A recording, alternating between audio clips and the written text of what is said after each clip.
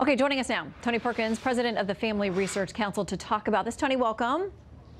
Thanks, Shannon. Good to be with you. All right, I want to play a little bit more of Senator Lee's critique and then some response from Ms. Feldblum. So here is the senator.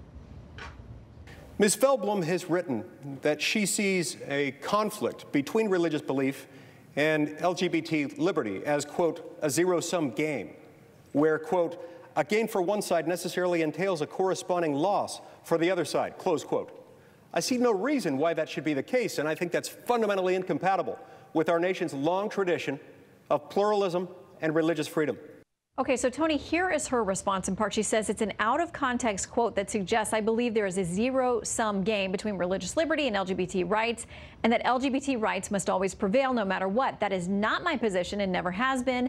I care deeply about preserving religious pluralism in our country, even if that means protecting religious organizations whose views I disagree with. That is the point of pluralism. Okay, what is getting lost in translation here?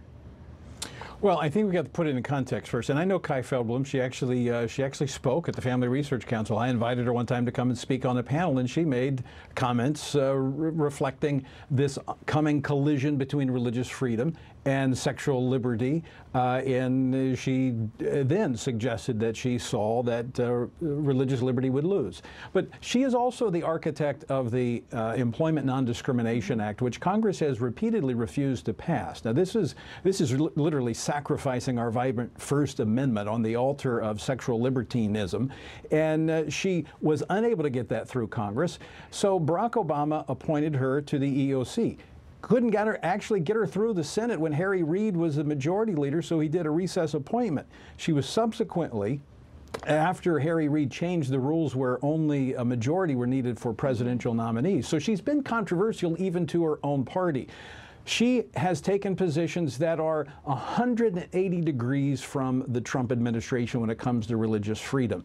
And so it is, I applaud Senator Mike Lee. I've spoken with him a number of times about this particular case and applaud him for taking this stand in defense of religious liberty. She reflects an era of the past, the Barack Obama era of hostility toward religious freedom. We don't need her on the EEOC leading that commission forward. But Tony, you know how this works, obviously. I mean, the president has the opportunity to appoint members, the majority of members, 3-2. So you have 5 members of the EEOC that represent his majority party, but he goes to the Democrats for their nominations and their suggestions on the other 2 members. She's already a current sitting member of the commission. So he's basically following up with what the Democrats want, which is to keep her there. Now, there is this issue, as we talked about with David, that her commission expires December 31st. If the Senate doesn't take action, clearly it doesn't appear that there's any way they're going to. Mitch McConnell, the Senate Majority Leader, could force a vote. Here is what a statement from GLAAD's vice president. Here's what they say. Americans need a fully functional EEOC to combat discrimination and sexual harassment in the workplace, and Mike Lee's anti-LGBTQ views should not stand in the way of those seeking justice under the law.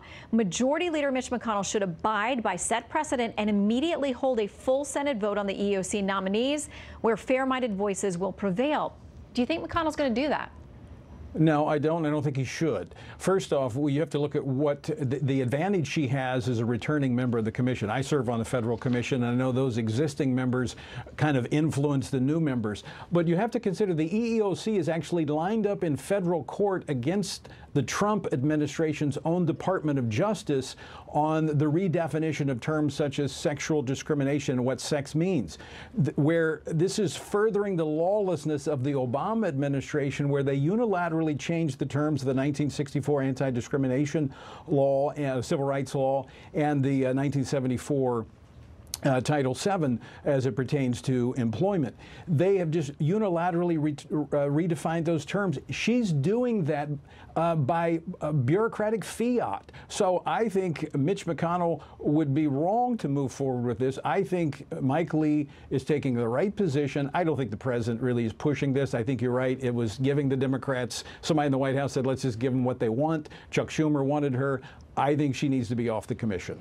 Well, having practiced labor and employment law in the past, I know exactly how much power the EEOC wields. And, you know, you have to ask questions about Congress about how much power has been delegated to these federal agencies because they don't answer to the people. They're unelected, and they do have quite a bit of power. So we'll keep an eye on it. We'll track it, and we'll have Senator Lee here in the new year to come talk to us about it as well. Tony, thank you very much. Happy New Year. Happy New Year to you, Shannon.